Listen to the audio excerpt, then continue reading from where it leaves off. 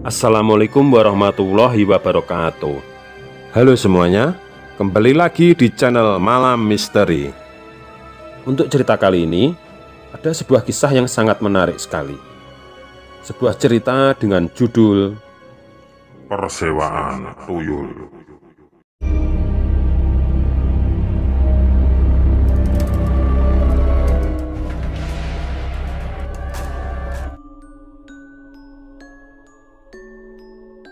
Mendapatkan banyak uang tanpa harus bersusah payah merupakan impian semua orang.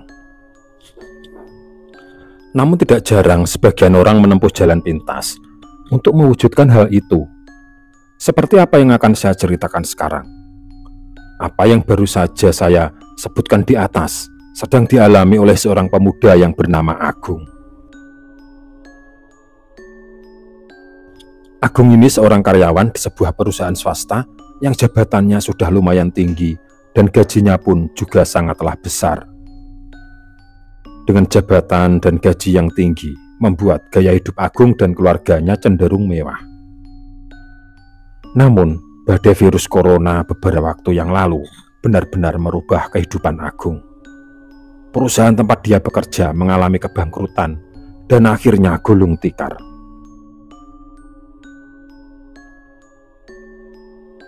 Seketika itu juga, Agung langsung menjadi pengangguran. Gaya hidup mewah dan tidak ada pemasukan tentu saja membuat tabungan Agung terkuras dalam waktu singkat. Dan itu benar-benar berimbas pada sikap Eni kepada dirinya. Eni adalah istrinya Agung dan gaya hidupnya sangat glamour. Ketika Agung masih mempunyai pekerjaan yang bergaji besar, tentu saja hal itu tidaklah menjadi masalah. Namun, ketika Agung sudah menjadi pengangguran, akhirnya satu persatu masalah mulai bermunculan. Eni benar-benar tidak mau tahu dengan apa yang dialami suaminya. Intinya, keinginannya harus dipenuhi. Tidak peduli tabungan semakin tergerus. Karena Agung tidak bisa memenuhi kebutuhannya, Eni pun akhirnya bekerja di sebuah kantor swasta, dan ini membuat dia sering jarang pulang ke rumah. Eni lebih suka pulang ke rumah orang tuanya sendiri. Agung benar-benar tidak berdaya menghadapi istrinya. Pernah suatu hari, ketika dia hendak menjemput istrinya di rumah mertuanya, baru saja sampai di depan rumah mertuanya, dia melihat sebuah mobil yang baru datang, dan ternyata di dalam mobil itu ada istrinya yang diantar oleh seorang pria. Emosi Agung pun langsung tak terkendali. Dia langsung menghampiri kedua orang itu. Ternyata pria itu bernama Hendra, atasan istrinya di kantor. Dan Eni pun sepertinya sama sekali tidak merasa bersalah. Dia justru membela Hendra dan menyalahkan Agung yang tidak bisa menafkahinya. Dan lebih menyakitkan lagi, ternyata mertuanya juga ikut-ikutan menyalahkan dirinya. Agung pun langsung pulang dan sampai di rumah, dia merenungi nasibnya. Dia tidak habis pikir. Bertahun-tahun dia memanjakan istrinya, bahkan rumah mertuanya itu dialah yang merenovasi. Dulu rumah mertuanya itu hanyalah sebuah bangunan rumah biasa, dan sekarang sudah menjadi bangunan rumah yang sangat mewah. Namun mereka begitu mudah melupakan jasa-jasa dirinya. Akhirnya Agung bertekad untuk mengembalikan kejayaannya lagi. Dia pun mulai menyebar lamaran ke semua perkantoran. Namun tidak satupun perusahaan yang mau menerima dirinya. Dengan langkah lemah lunglai, Agung menaiki sepeda motornya dan berniat pulang. Tiba-tiba, di tengah jalan dia melihat sebuah mobil yang terparkir di pinggir jalan. Dan di samping mobil itu terlihat seorang pria tua yang berusaha menghentikan laju sepeda motor Agung. Agung pun bertanya, "Ada apa, Pak? Mungkin ada yang bisa saya bantu?" Laki-laki tua itu pun kemudian berkata, "Begini, Nak, ban mobil saya ini bocor, tapi saya tidak bisa menggantinya." Melihat hal itu, Agung langsung berkata, "Tolong dibuka bagasinya, Pak, mungkin saya bisa membantu." Setelah bagasi mobil terbuka, Agung pun kemudian mengambil dongkrak dan ban cadangan. Dengan cekatan dia pun langsung mengganti ban mobil itu. Setelah selesai mengganti ban mobil itu, Agung pun berniat akan pulang. Namun ketika Agung hendak menyalakan sepeda motornya, pria tua itu langsung mencegah Agung untuk pergi dan dia memberikan sejumlah uang. Agung pun menolak. "Jangan Pak, tadi saya ikhlas." Tapi pria tua itu tetap menyodor-nyodorkan uang itu kepada Agung. Dan Agung benar-benar tetap tidak mau menerima uang tersebut. Akhirnya, pria tua itu menawarkan sesuatu yang tidak bisa ditolak Agung. "Baiklah, jika kamu tidak mau menerima uangku, bagaimana kalau kita makan saja di rumah makan itu? Kalau ini kamu tidak boleh menolaknya. Kamu sudah lapar kan?" kata pria itu. Akhirnya Agung pun tidak menolak ajakan lelaki itu yang ternyata bernama Pak Sastro. Selesai makan, Agung dan Pak Sastro mengobrol panjang lebar. Pak Sastro menanyakan apa pekerjaan Agung dan lain sebagainya. Agung pun menceritakan semuanya. Mulai ketika dulu dia pernah menjabat sebuah jabatan tinggi di sebuah perusahaan, sampai akhirnya sekarang dia menjadi pengangguran. Semuanya dia ceritakan. Akhirnya Pak Sastro menawari sebuah pekerjaan kepada Agung. Sebuah pekerjaan untuk menjaga toko pakaiannya. Dalam hati Agung sempat ragu. Bekerja di toko pakaian? Bukankah pekerjaan itu gajinya kecil? Apa cukup untuk menghidupi istriku yang glamor itu?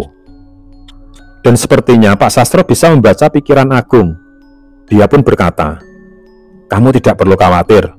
Mengenai gaji, yang jelas tidak kalah dengan gaji yang kau terima di perusahaanmu dulu," kata Pak Sastro sambil mengeluarkan HP-nya dan mengetik beberapa digit angka dan menunjukkan kepada Agung.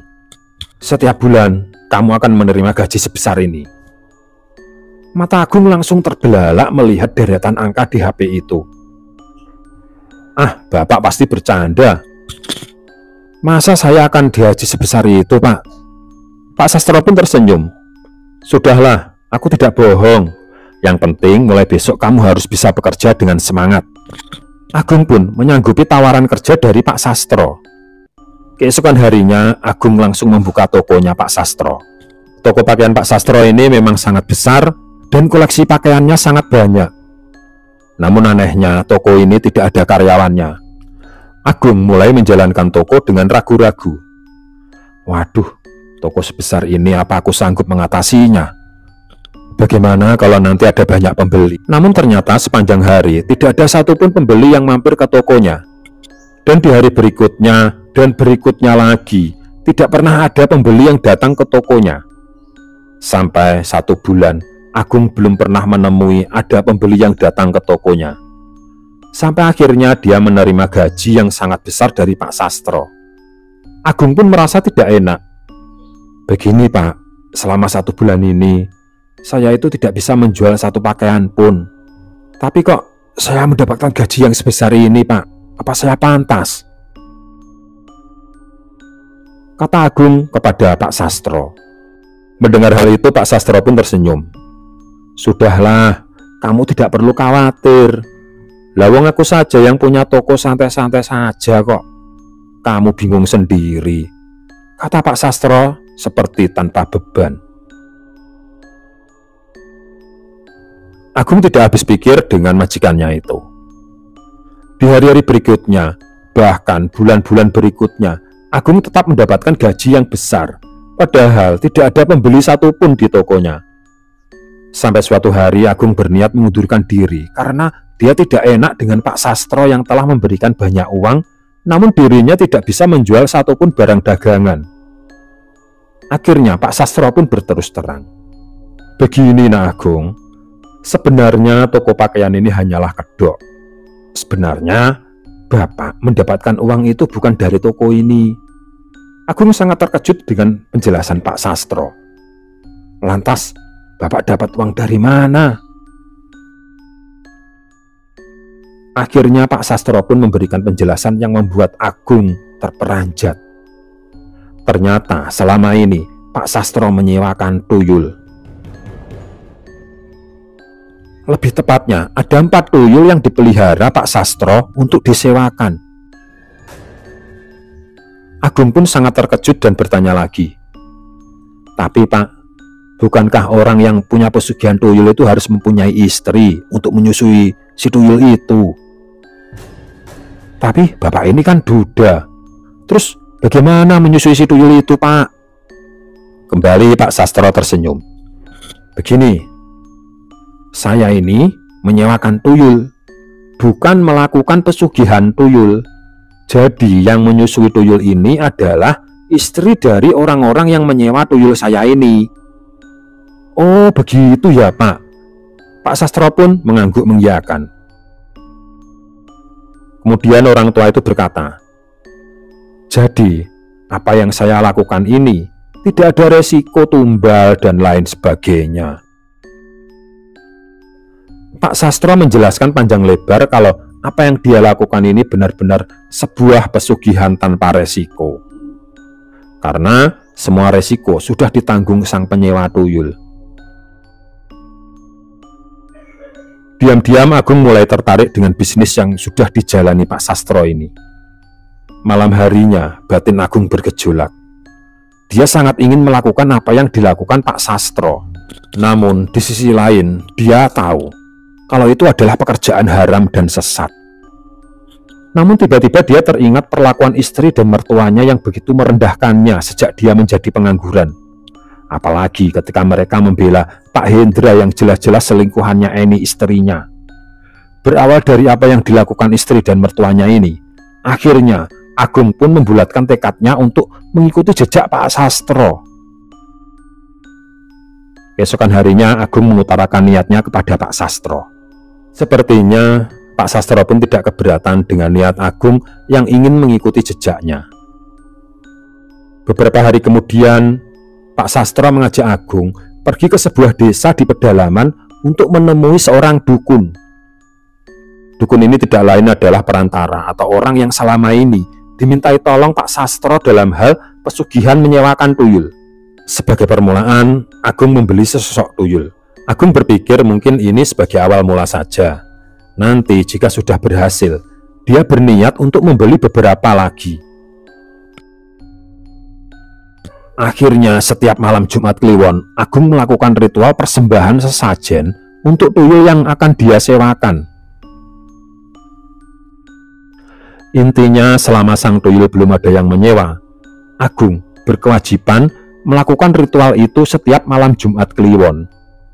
Namun, jika sang tuyul sudah ada yang menyewa, Agung tidak perlu melakukan ritual itu lagi. Ternyata, baru sekali saja Agung melakukan ritual di malam Jumat Kliwon itu. Keesokan harinya, tuyulnya sudah ada yang menyewa.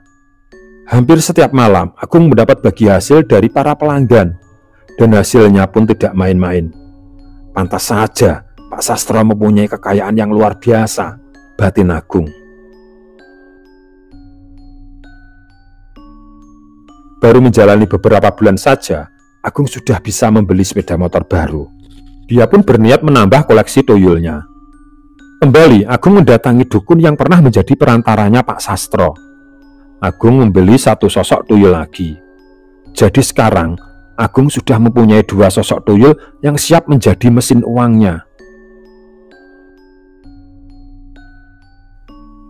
Semenjak Agung melakukan bisnis sewa tuyul ini, kehidupannya benar-benar berubah. Dia mulai mendapatkan perlakuan yang baik kembali dari istri dan mertuanya. Istrinya pun juga sudah berhenti bekerja, karena uang yang diberikan Agung sudah lebih dari cukup untuk berfoya-foya. Namun, baru beberapa saat saja kehidupan rumah tangga mereka mendapatkan ketenangan. Ternyata malapetaka kembali melanda rumah tangga Agung. Pada suatu hari ketika Agung berada di kamar mandi, dia menemukan sebuah alat tes kehamilan. Agung pun langsung bertanya kepada istrinya, apa dia hamil? Istrinya pun menjawab, "Iya Mas, aku hamil anak kita." Agung pun sangat bahagia dengan apa yang baru saja dia alami. Namun kebahagiaan itu tidak berlangsung lama. Ketika mereka memeriksakan kehamilannya Eni, Agung bertanya berapa usia kehamilan Eni. Sang dokter pun menjawab kalau Eni sudah hamil 5 bulan. Agung sangat terperanjat karena dia kembali hidup serumah dengan Eni itu belum ada 2 bulan. Sesampai di rumah, Agung langsung mencecar Eni dengan banyak pertanyaan. Dan Eni pun langsung mengaku kalau bayi yang dia kandung itu adalah bayinya Pak Hendra. Emosi Agung pun langsung tak terkendali. Dan dengan refleks dia menampar Eni sekeras-kerasnya. Eni pun langsung pingsan seketika. Melihat Eni pingsan, Agung sempat kebingungan. Tapi setelah sadar apa yang dia lakukan, Agung tidak mempedulikan Eni lagi. Dia pun langsung pergi keluar rumah. Namun begitu membuka pintu rumahnya, dia melihat 2 sosok tuyul peliharaannya berdiri menghalangi jalannya. Akhirnya, kedua sosok tuyul itu menjadi pelampiasan amarahnya. Ditendangnya 2 makhluk peliharaannya itu. Kedua sosok tuyul itu langsung berteriak kesakitan dan lari entah kemana. Agung benar-benar sangat marah. Dalam amarahnya itu, Agung berniat pergi ke rumahnya Pak Sastro untuk menenangkan diri. Sampai di rumahnya Pak Sastro, Agung menceritakan semuanya mengenai masalahnya dengan sang istri dan juga apa yang dia lakukan kepada 2 sosok tuyul peliharaannya. Pada awalnya Pak Sastro tenang-tenang saja mendengar ceritanya Agung. Namun ketika Agung menceritakan kalau dia baru saja menendang 2 sosok tuyul peliharaannya itu, raut wajah Pak Sastro langsung berubah pucat pasi. Waduh Agung, kamu benar-benar melakukan kesalahan yang sangat fatal. Loh, memangnya kenapa Pak? Tanya Agung. Pak Sastro pun langsung menjawab, kamu tahu tidak, kedua sosok tuyulmu itu akan menuntut balas. Selama ini, pesugihan yang kamu jalani adalah pesugihan tanpa tumbal dan tanpa resiko. Namun sepertinya mulai malam ini hal itu akan berubah karena perbuatanmu tadi sore itu. Pasti kedua sosok tuyulmu akan meminta tumbal dari orang-orang terdekatmu.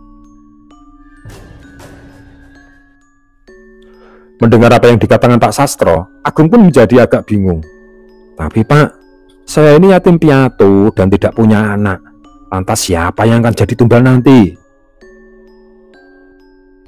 Pak Sastro pun menjawab, kemungkinan besar istrimu dan saudara-saudaranya. Mendengar hal itu Agung langsung pucat pasi. Dia memang sangat marah dengan istrinya dan sangat sakit hati. Namun Agung masih sangat mencintai istrinya. Dia masih sangat mencintai Eni, walaupun Eni sudah melakukan kesalahan yang sangat besar dan berkali-kali mengkhianatinya. Cinta Agung kepada istrinya tidak pernah berkurang. Agung pun langsung masuk ke mobilnya dan pulang ke rumah untuk mengetahui apa yang terjadi pada Eni. Sampai di rumah, Agung mendapati Eni masih pingsan dan belum sadarkan diri. Agung pun langsung membawa Eni ke rumah sakit untuk mendapatkan perawatan. Sampai di rumah sakit, Eni pun sadar dan Agung pun meminta maaf karena perlakuannya tadi. Namun Eni sudah terlanjur takut dengan apa yang baru saja dia alami. Dia benar-benar trauma, bahkan ketika dia melihat Agung pun, dia langsung berteriak-teriak seperti orang kesurupan. Ibunya Eni pun langsung berusaha menenangkan anaknya. Eni pun menceritakan semuanya apa yang baru saja dia alami. Dan hal itu benar-benar membuat marah sang ibu mertua. Sang ibu mertua itu pun langsung berniat melaporkan ke polisi dengan tuntutan KDRT.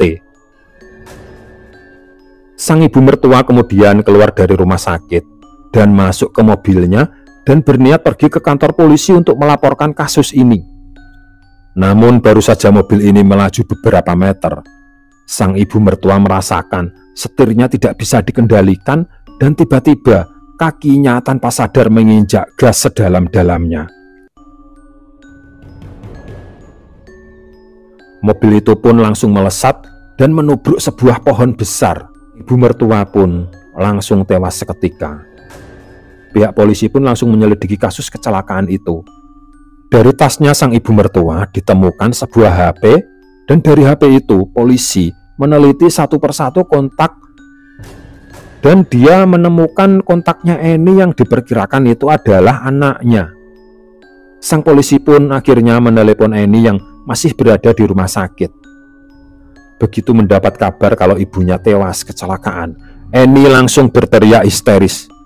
Dia pun langsung berlari keluar ruangan dan langsung menuju ke lift. Namun begitu masuk ke dalam lift, ternyata tali liftnya putus dan lift meluncur deras ke bawah. Terdengar sebuah dentuman besar yang berasal dari suara lift yang terjatuh. Begitu lift dibuka, terlihat Eni tergeletak bersimbah darah, kepalanya retak, dan nyawanya sudah tak tertolong lagi. Agung benar-benar hampir tidak bisa menerima kenyataan ini. Kejadian yang bertubi-tubi itu benar-benar membuat dirinya tidak bisa berbuat apa-apa.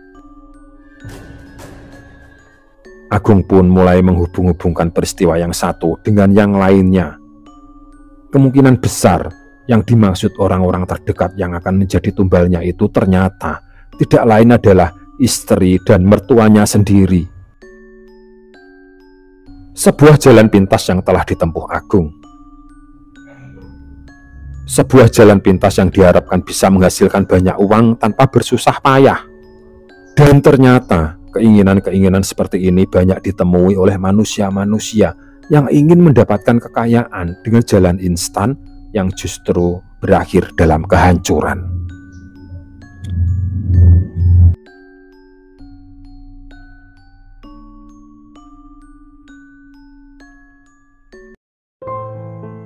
Sekian untuk kisah kali ini.